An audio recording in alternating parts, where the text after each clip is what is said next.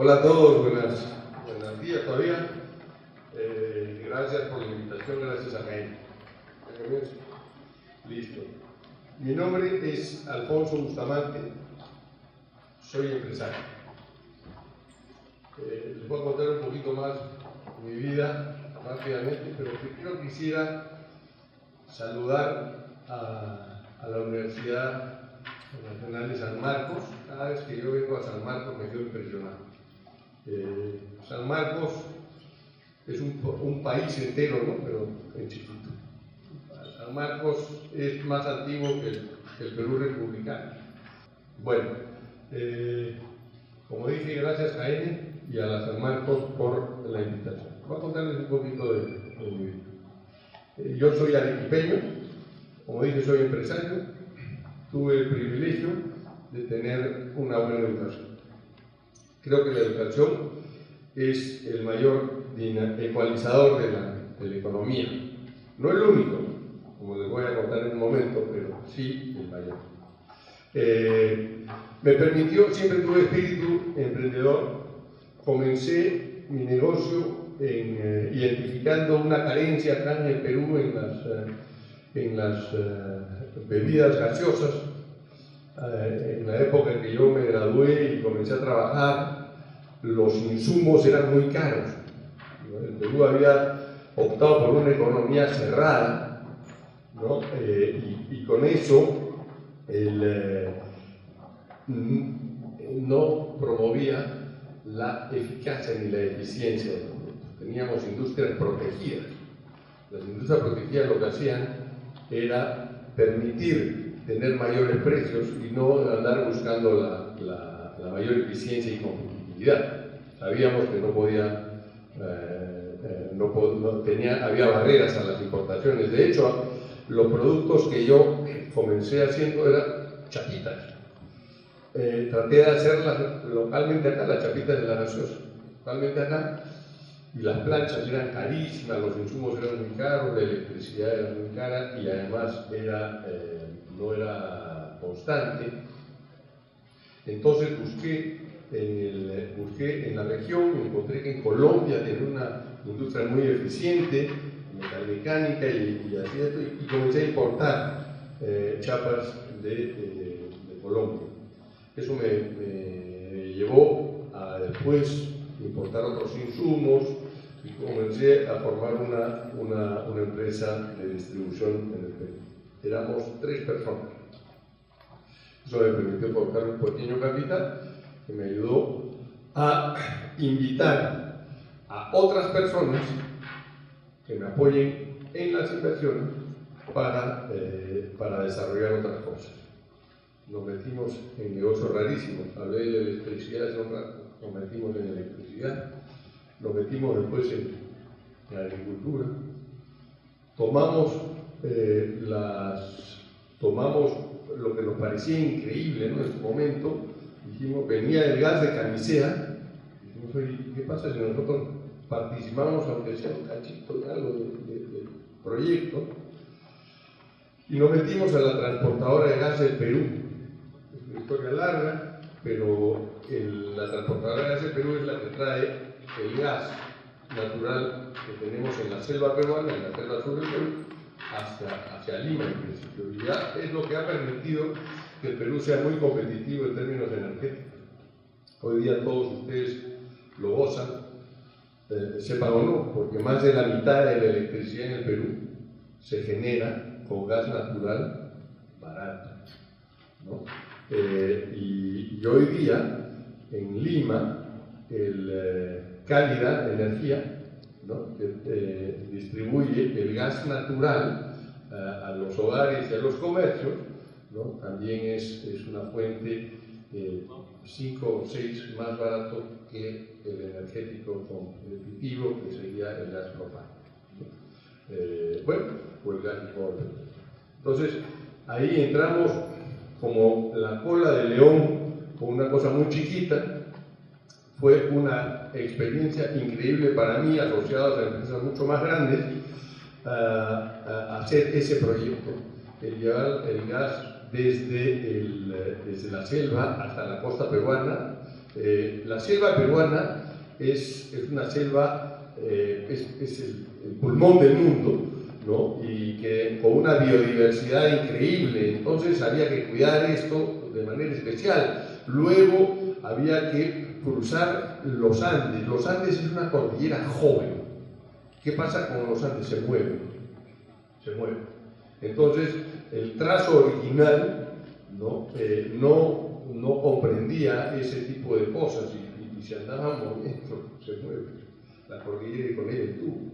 Entonces tuvimos grandes retos para pasar la cordillera y sin embargo se llegó a tiempo.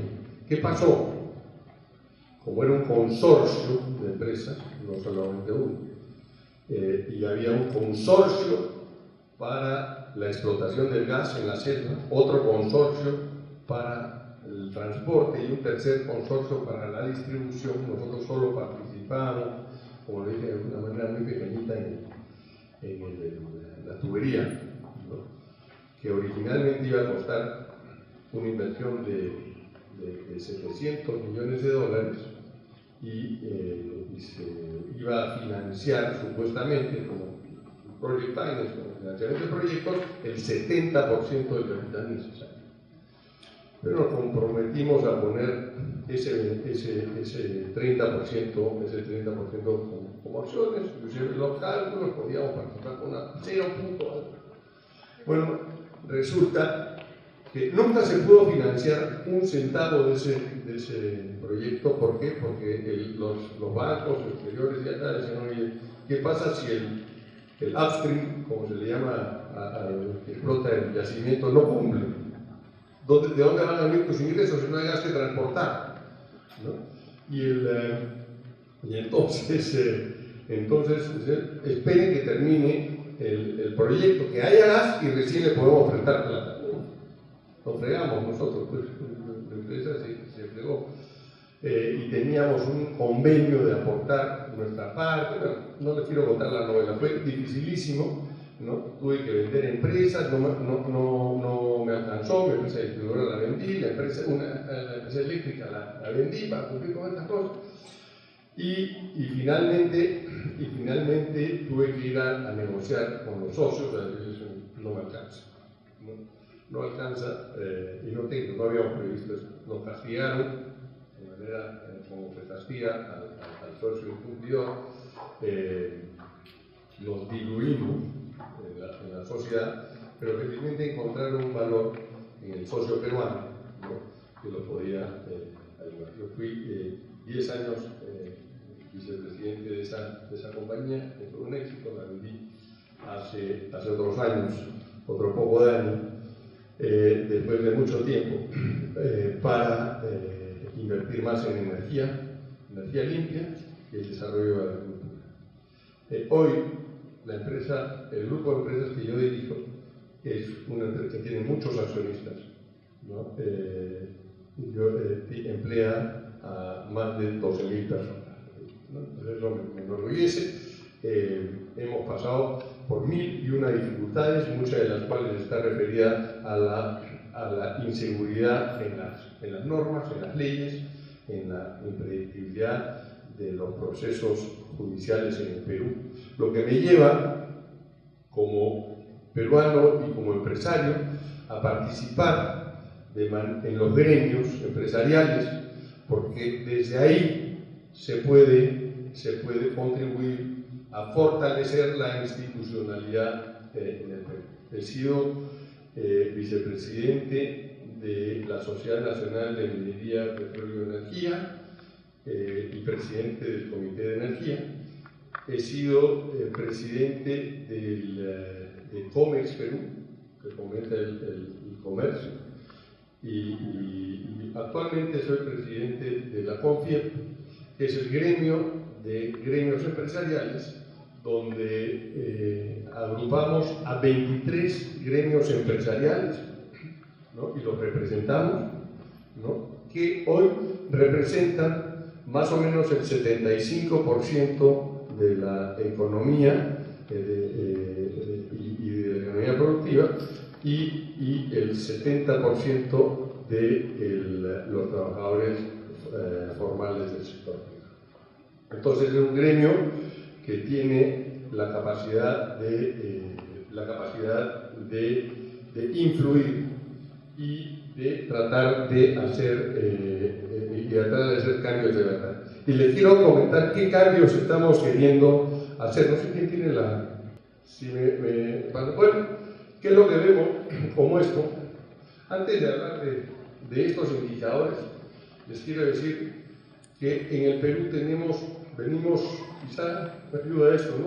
Vemos estas líneas, el índice de desarrollo humano, desde los 90 hasta ahora, el gasto per cápita en salud, en educación y la esperanza de vida. Vemos una línea ascendente. Esa línea ascendente es una línea ascendente porque el Perú crece. Entonces los indicadores que vemos son indicadores positivos que han ayudado hasta el año 2020, por ejemplo, a generar mayor esperanza de vida. Los últimos años y sobre todo vemos cómo esas líneas están reduciendo. Pasa la siguiente lámina, por favor. Vemos que por más que hemos tenido un crecimiento económico sostenido por más de 25 años, ¿cómo nos explicamos que hoy día el 62% de los hogares no cuente con agua y desagüe? ¿Cómo nos explicamos que casi 1 de cada 2 niños de 3 a 6 meses tenga anemia infantil? ¿Cómo nos explicamos que los colegios, 61% de los colegios no tienen una infraestructura precaria sin los servicios básicos? ¿Qué pasó? ¿No era que habíamos crecido? ¿No era que estábamos mejor? Sí, no le ha llegado a todos. Y no le ha llegado a todos de manera igualitaria. ¿Por qué no le ha llegado a todos? Vemos también las curvas de la pobreza. Y las curvas de la pobreza atestiguan que muchos peruanos han salido de la pobreza monetaria. De un 68%, no sé si está en los cuadros, abren la siguiente lámina, y si no están se los cuento. Acá está, del casi 58.7% de pobreza monetaria en el 2004, ¿no? Llegamos al 2019 pre-pandemia al 20% de la pobreza monetaria. Sin duda, un gran logro. Sin duda, un gran logro. ¿Qué es lo que dice la pobreza monetaria? ¿Qué es lo que mide? ¿Cuánto billete tengo yo para gastar? Les quiero confesar que en el año 2009 nosotros dijimos, oye, este no es un país donde uno salga a la calle y diga, hemos derrotado la pobreza en un 80%. Oye, algo está mal. Nos falta mucho más por eso. Entonces nos fuimos a ver con las Naciones Unidas una forma diferente. ¿Por qué estamos midiendo mal? Porque esto es un engaño, muchachos, ¿no? ¿Por qué estamos haciendo mal? Entonces me dijeron, no, lo que pasa es que hay otra forma de medir, y la comenzamos a medir de otra forma. Y la otra forma de medir era el acceso a los servicios básicos que tiene la población, justamente esos que le mencioné antes. Acceso a la salud. Y cuando me refiero a acceso a la salud, nuestra Constitución, hoy, esa Constitución del 93, te garantiza, ¿no?, la universalidad y la gratuidad de la salud oportuna. También hace lo mismo con la educación. Te garantiza la gratuidad y universalidad de la educación de calidad. Pero no se da. Claro que no se da. Claro que no se da. Entonces, vemos que hay un problemón cuando uno se enferma. Entonces, ¿qué es lo que medía esa pobreza multidimensional? Que dicho sea de paso, no eran tan auspiciosos los números. Resulta que veníamos de más o menos un poco más alto, de 63, 64, pero nuestro progreso, cuando habíamos llegado en la pobreza monetaria al 20%, en la multidimensional seguíamos en 48%. Ah, ahí está. 1 de cada 2 peruanos seguía viviendo en la pobreza. Eso sí era más real, ¿no? Entonces, ¿y por qué? ¿Qué medíamos? Medíamos, multidimensional son tres dimensiones, ¿no? La primera es la dimensión del hogar, cómo está mi hogar, tengo títulos de propiedad, de qué material está en mi casa, tengo acceso a luz, agua, desagüe, ¿no? material noble, veredas, cómo va el transporte de mi casa a mi centro de trabajo, ¿no? El otro, salud, y el tercero, educación, en los tres jalados. Entonces, realmente tenemos un gran problema y acá me quiero detener el problema. Entonces, hoy sí, el modelo económico que decimos y el crecimiento generado por el Perú claramente no ha sido suficiente para cambiar estas cosas. ¿Qué pasó? Bueno, yo les voy a contar qué pasó. Lo que pasó es que, lamentablemente, la provisión de esos servicios, de muchos de esos servicios, todavía los mantiene el Estado, ¿no? Entonces, esa garantía la mantiene el Estado. Entonces, para muestra un botón, los sistemas de salud, hoy día tenemos dos tipos de sistemas, el MINSA y ESalud.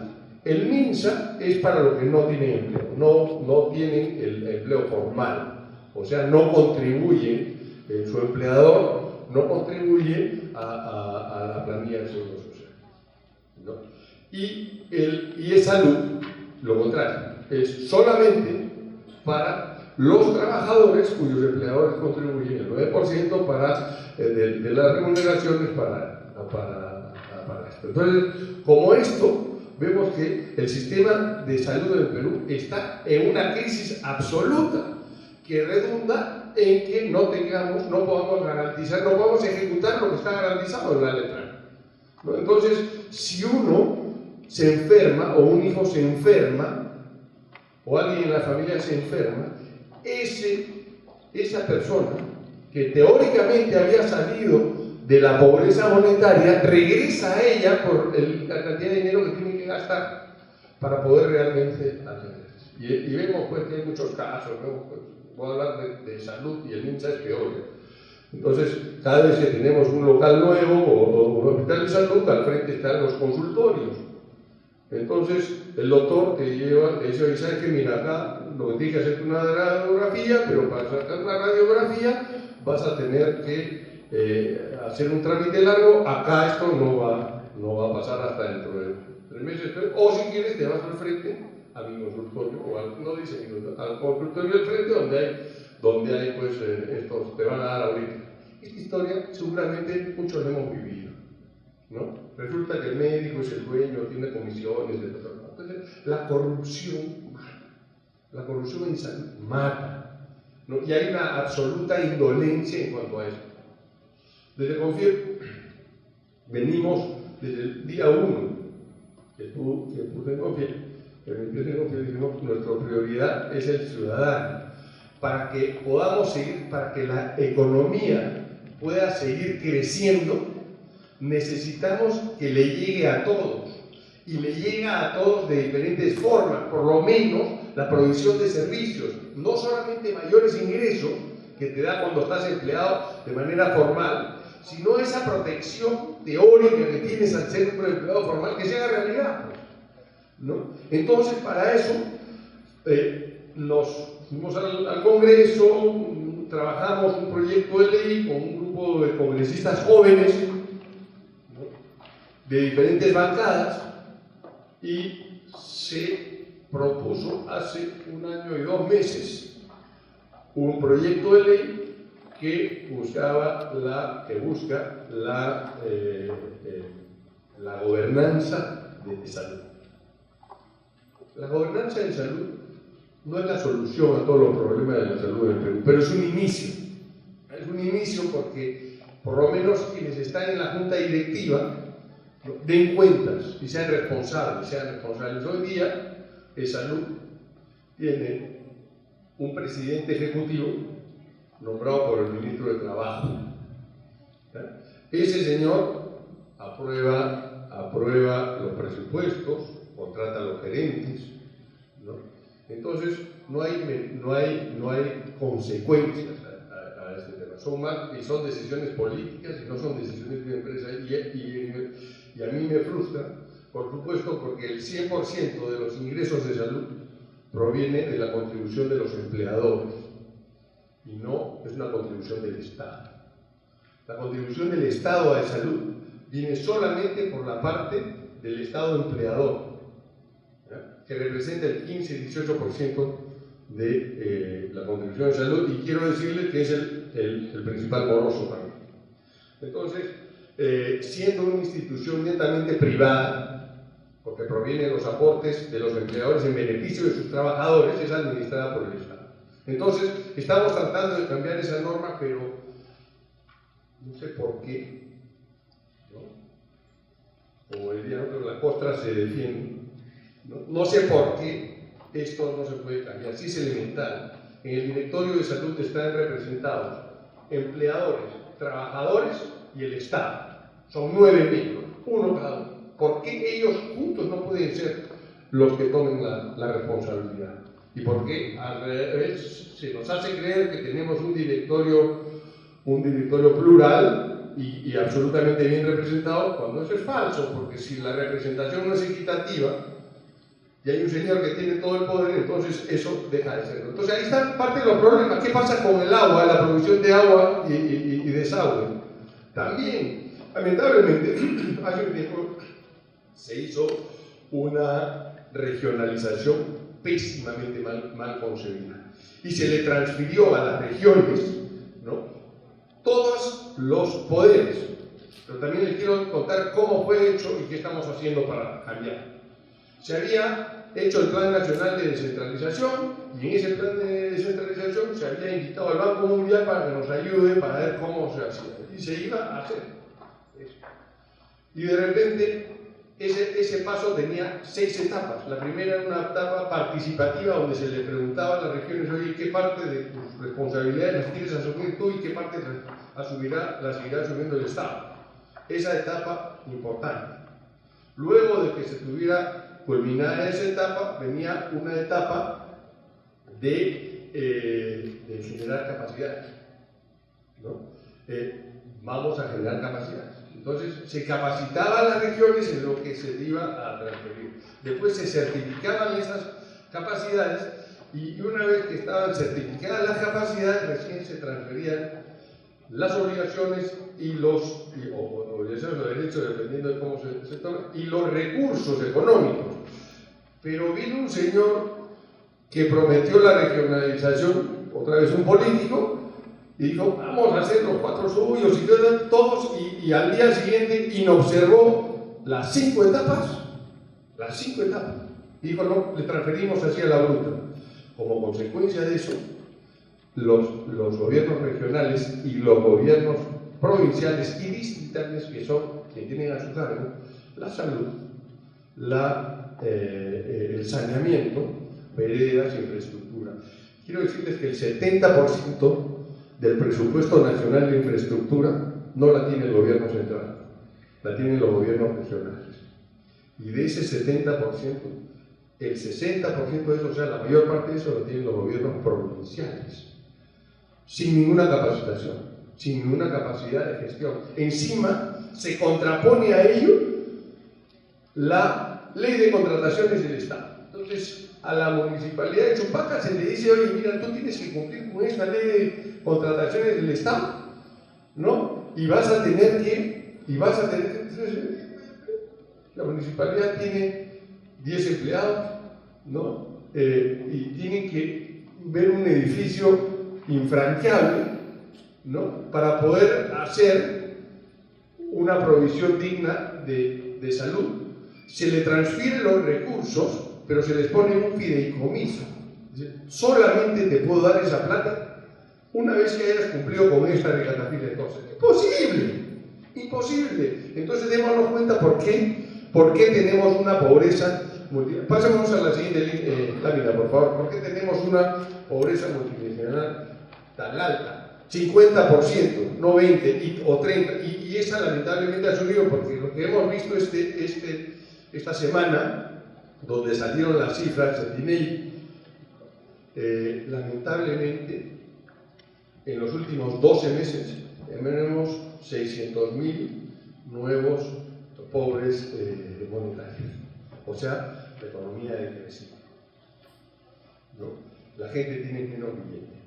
Y si lo comparamos con esas cifras que presenté del año 2019, son 3.300.000 nuevos pobres. ¿Qué ha pasado como consecuencia de todo este decrecimiento económico? hemos perdido grado de inversión. ¿Por qué es importante el grado de inversión para el Perú? Porque quiere decir que las entidades financieras internacionales confían o no confían en el Perú para prestarle plata. Esto que parece muy esotérico redunda en que nosotros, cuando mañana queramos pedir crédito hipotecario o un carro, un celular o lo que sea, nos va a costar más. Eso es. ¿Por qué? Porque a los bancos peruanos, a partir de la semana pasada, les cuesta más conseguir la plata de Banco Central. Gracias. ¿Qué necesitamos? ¿Qué necesitamos? Yo creo que no es tan difícil. Lo que pasa es que vemos lo que está pasando ahora, y no de ahora, que está pasando desde hace varios años, desde hace por lo menos 6 o 7 presidentes que vienen en menos de 10 años, lo cual es una barbaridad. Vemos que los ejecutores, los responsables, los presidentes, los gobiernos toman malas decisiones. Olvidémonos de los colores y de los derechas o izquierdas. Todos han tomado pésimas decisiones, muy, muy malas, contra los ciudadanos, en contra de los ciudadanos, todos ellos. Necesitamos instituciones que funcionen, ¿ya? Y voy a irme al revés de lo que dice esta ley. Necesitamos menos pobreza. Pero ¿cómo hacer para tener menos pobreza? Claramente, lo único que genera menos pobreza, lo único, es crecimiento económico.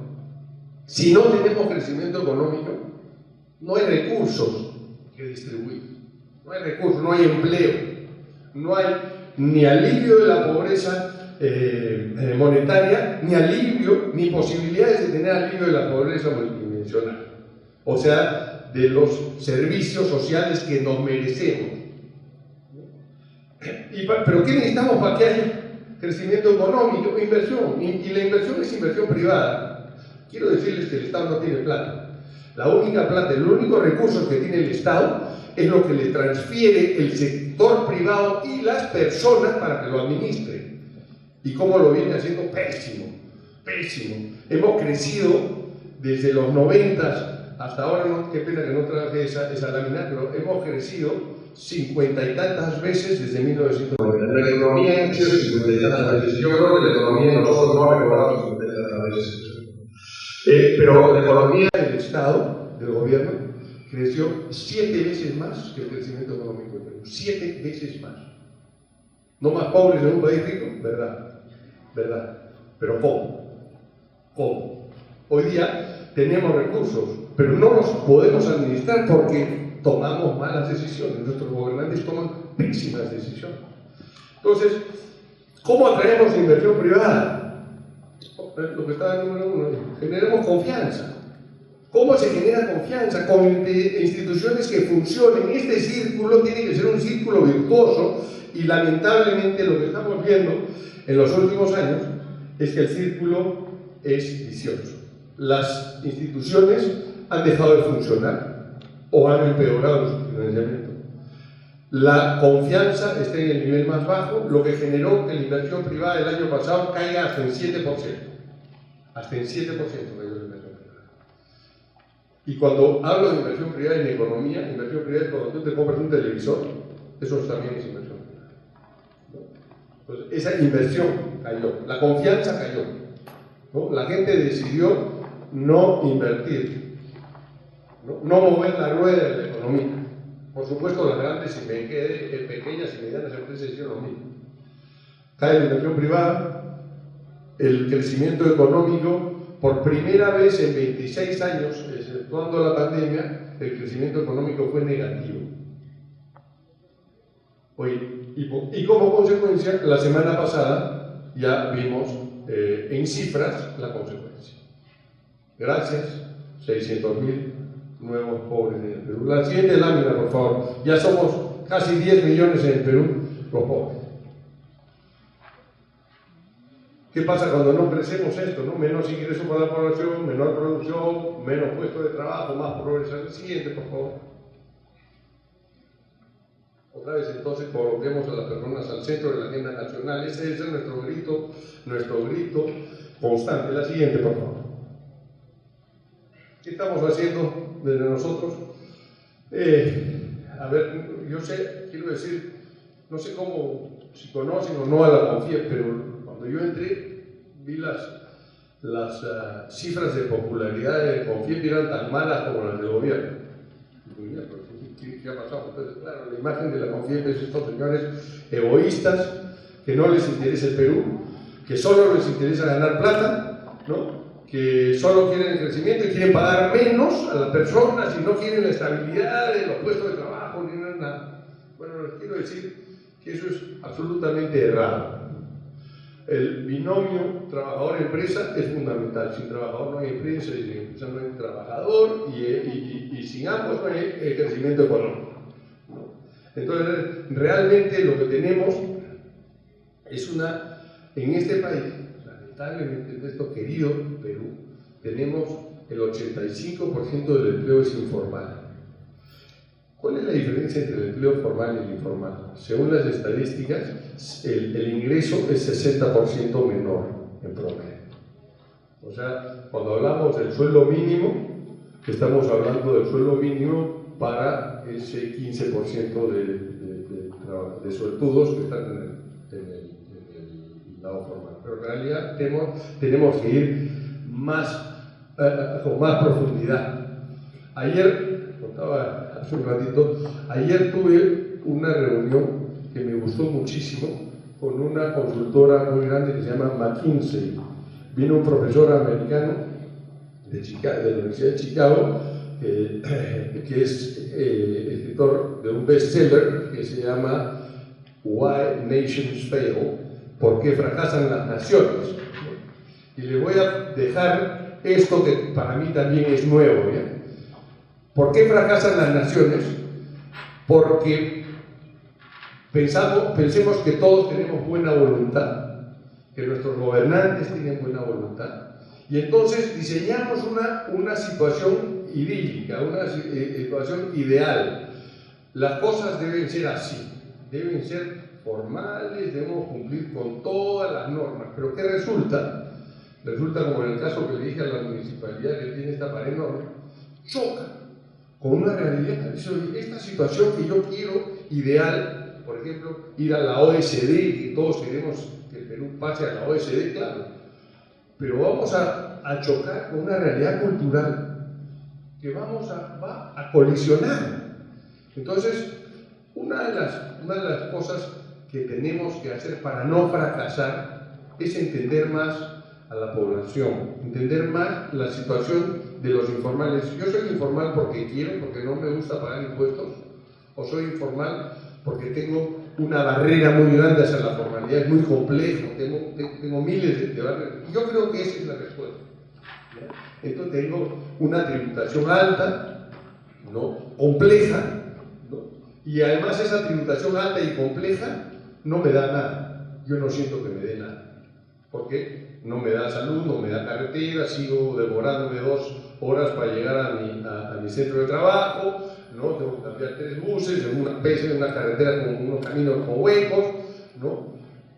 Vivo en un terral. ¿Por qué no contribuir? ¿No? Entonces hay que simplificar, hay que razonar, hay que tener mucho más visión hacia una visión terrenal, aligerar estas cosas, hacer coexistir a la realidad con lo ideal, hay que relajarla. Entonces, ¿cómo se llama eso? Simplificación administrativa. Cuando teníamos hambre por atraer las inversiones, cuando el Perú estaba quebrada, ¿qué es lo primero que hicimos? ¿No? Simplificación administrativa, reducir el Estado. El tamaño del Estado ha venido creciendo con cada nuevo presidente. Con cada nuevo presidente que tiene que pagar favores de campaña, aparecen 200, 300 mil nuevos puestos de trabajo en el Estado, que no genera más ingresos. Entonces, para darle chamba a estos que esperan esa retribución, hay que crear nuevos procedimientos administrativos, ¿no? Para que ellos tengan que poner un sello, un visto, lo que sea. Lamentablemente, esto que estoy parodiando es cierto. Es cierto. ¿Ya? Y se crean nuevos procedimientos para darle chamba a la persona. Entonces, este señor que quiere abrir su local va a tener que pasar por estos nuevos funcionarios que además son indolentes, porque además la ley, la norma, establece se llaman textos únicos de procedimientos administrativos, la norma con la cual trabajo, y que establece tiempo. Para otorgarte esta autorización tengo 15 días. Perfecto. Pero yo no le entrego. Me demoro 30, 40, 60 y 3 meses, 90 días. ¿Cuál es la consecuencia para mí, funcionario? Ninguna. Y para el pobre emprendedor, empresario que está cumpliendo sus trámites, ¿no? Y tiene su capital inmovilizado y arriesgado ahí y no puede abrir porque viene el municipal y lo cierra, ¿no? Lo multa o lo extorsiona, y para él, ¿qué pasó? En ese tiempo que pasa, tengo que pagarle al municipal, ¿no? Para que no me cierre, y de repente ya encontré ese modus vivendum y me olvidé del trámite que quedó inconcluso. Esa es una tragedia. Entonces, no hay capacitación. O sea, la productividad informal es si el empleo es 60% menos remunerado, la productividad va en función a esa rentabilidad. Ahí es economía real, ¿no? Entonces no puedo pagar más porque no produzco más, no tengo la nivel de productividad. Si bien la informalidad nos ha ayudado a sobrevivir como país, no podemos permitirnos mantenerla. Necesitamos mejorar la productividad para tener un futuro, para que ustedes tengan un futuro, ¿no? Estamos trabajando con todas esas instituciones, son cámaras de comercio, para alertar a los gobiernos regionales, a los municipales, ¿no? De la situación. Siguiente lámina, por favor.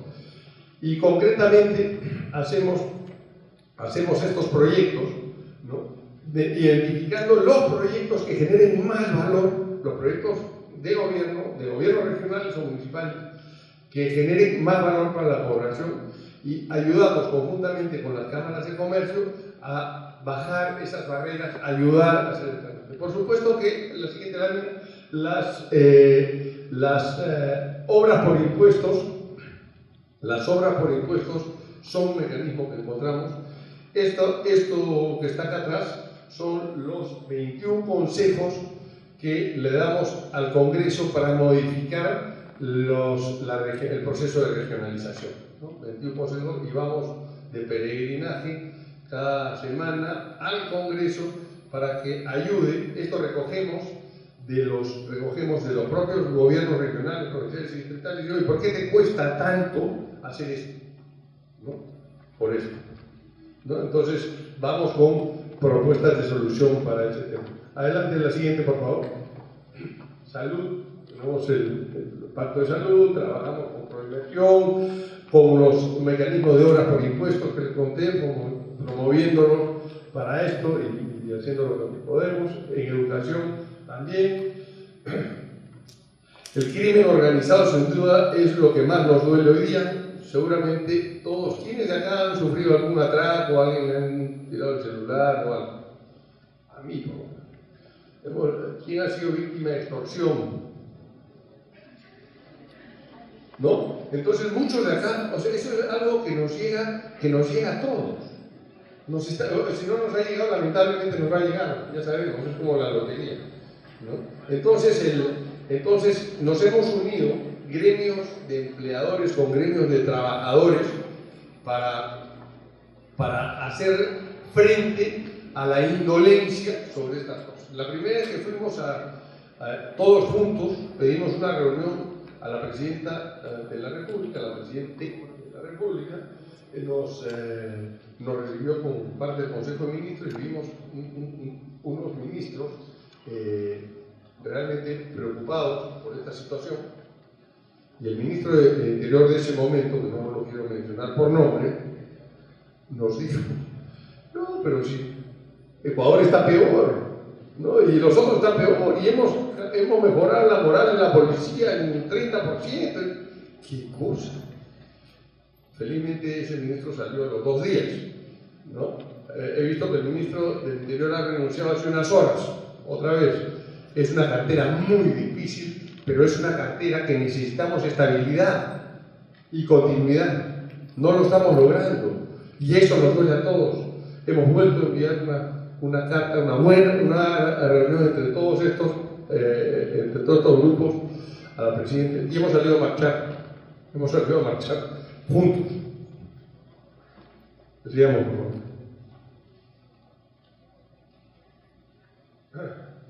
estos son nuestros aliados, hemos buscado aliados en esta lucha contra la pobreza, en esta lucha contra esto, y habrán notado que en ningún momento he dicho, oye, necesitamos exoneraciones tributarias, que nos bajen el sueldo mínimo, al agro que le quiten el bono beta, a este que tiene...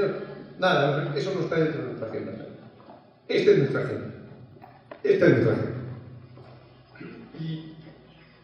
Y estos son los aliados. Entonces, nada, siguiente lámina, por favor.